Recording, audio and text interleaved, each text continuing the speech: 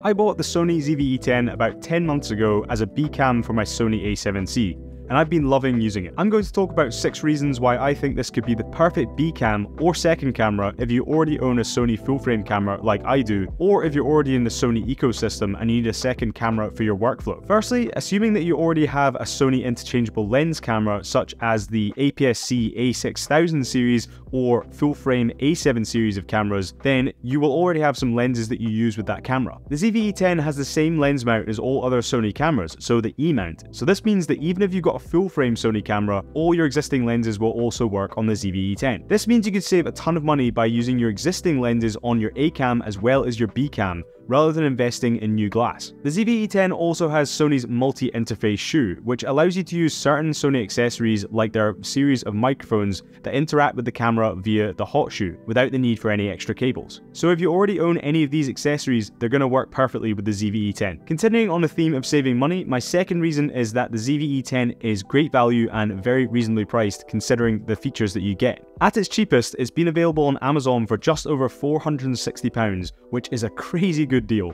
However, it tends more realistically to hover around £600 or $700 US, which I still think is a reasonable price for this camera. But if you can get it on a deal, it's an absolute steal. This should make it a fairly cheap investment if you want a very capable bcam. Aside from the body itself, if you want to pick up some lenses that are designed specifically for Sony's APS-C cameras, then they tend to be far cheaper and also more compact than their full-frame counterparts, which is a huge bonus. I actually picked up the Sigma 18-50mm f2.8 to use specifically with the ZV-E10, and it hardly ever comes off this camera because it's such a versatile and excellent lens. And if you pair the ZV-E10 with a lens like the 18-50mm f2.8, then it becomes a really compact little setup. Because of this, my third reason for this being an excellent bcam is it won't add much more weight or take up much more space in your existing camera bag setup, which is really important if you already have either a heavy existing camera bag setup and you don't want to make it any heavier, or a light existing camera bag setup and you want to keep it that way. Another extremely important element of a good bcam is being able to match the colors and the quality of the video out of your A-cam. So my fourth reason that makes the ZV-E10 a great bcam for any Sony full-frame camera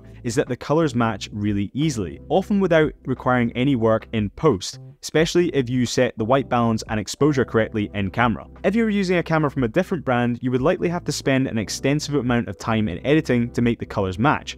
And this is ultimately going to cost you time and money, especially if you're a professional videographer. Additionally, the ZV-E10 is capable of shooting the same quality 4K video as my Sony a7C, so 100 megabits per second downsample from 6K. So this makes it an even better bcam if you specifically already own the Sony a7C. Reason number 5 is something I recently discovered when I was on holiday down in the south of Wales on the Pembrokeshire coast. I found that I could use my main camera for shooting videos of the trip and could set up my ZV-E10 for photos, which meant I could really quickly and easily switch between the two cameras when I wanted to take videos over photos or vice versa. This basically allowed me to leave an ND filter on my a7C for the entirety of the trip, rather than having to take off that ND filter and change all my settings whenever I wanted to take a photo. This is something that's really annoyed me in the past and would actually make me just decide to shoot either photo or video rather than trying to shoot both when I go somewhere. Having both cameras allowed me to capture everything I wanted to in the format that I wanted to capture it in, which was honestly so great. The sixth and final reason that makes the ZV-E10 a really great bcam is honestly pretty niche to the camera community of creators on YouTube, but I thought I'd mention it anyway. This is the fact that the ZV-E10 allows me to make videos about my a7C without having to compromise any quality by having to shoot on my phone. This just makes that element of content creation that much better. But I also get that it's totally niche and it may not apply to you unless you're also a creator that focuses on camera gear. So, that's 6 reasons why I think the ZV-E10 is an excellent option to consider if you are looking for a bcam to pair with your existing Sony camera.